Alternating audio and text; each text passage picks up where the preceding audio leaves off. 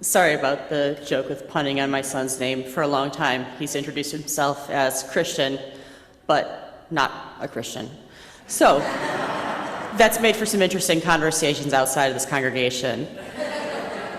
So this morning, hello, my name is Elizabeth Van Orden, and my pronouns are she and her.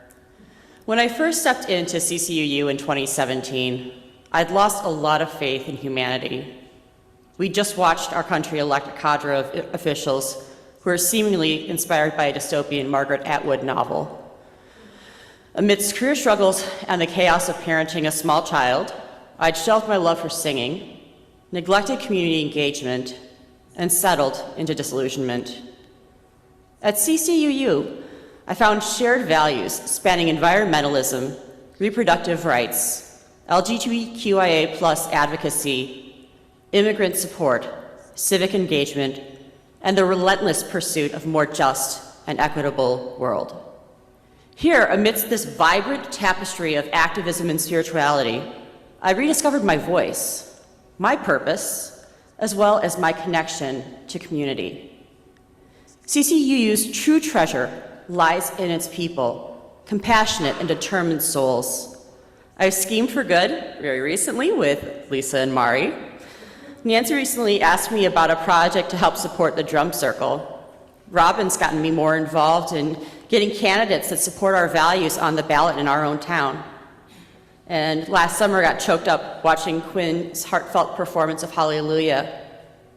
In the Coming of Age program, our son Christian explores his own individual spiritual path with curiosity and confidence, surrounded by the unwavering support of this community. Why go to church, my skeptical friends inquire, pointing to myriad activist organizations. And of course, I am involved with those and donate to those as well. But CCUU is not just a place of worship.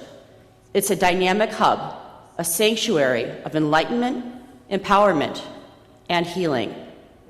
This is where I find refuge, both when I'm at my best, and I know that this is one of the few places I feel safe to be at my most vulnerable. I came to a choir retreat a day or two after my brother-in-law died in 2019. I'd told Allison not to count on me, but I ultimately changed my mind. I needed to sing as a spiritual practice, yes, but I also needed my beloved community. And to all of those of you who were there that day, thank you for the hugs and support. And it was exactly where I needed to be at that exact moment. Through the best, worst, and in between, and I mean, we're all in an in-between right now in this liminal spot as an interim ministry. This congregation and the brilliant sermons deliver with eerie regularity the exact right message at the exact right time. Here, I've delved into the wonders of moss, the legacy of Genghis Khan, the artistry of belly dancing, and the folklore of merfolk and many other very unexpected topics. I've embraced diverse spiritual experiences. Last year, I donned a hijab for World Hijab Day. We kindled Hanukkah candles, and together we've also celebrated feminist icons who I didn't know about, like Florence Buck, and we did it with pie. Each interaction, event, and shared moment has enriched my journey and expanded my horizons in ways I never expected, but that I truly needed.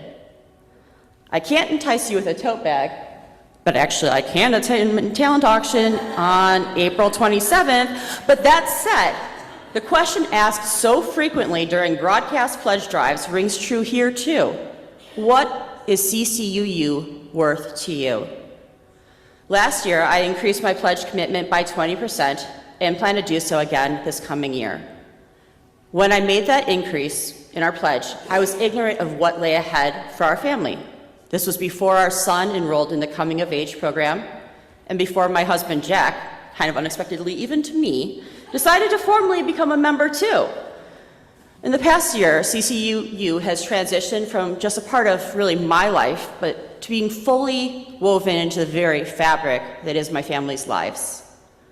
Last weekend, Reverend Scott Giles joked about starting a conspiracy theory involving CCUU raiding bank accounts. It's kind of an amusing notion considering that we have automated monthly pledges that kind of do that, right? I couldn't have foreseen my family's increased reliance on CCUU when I last adjusted my pledge.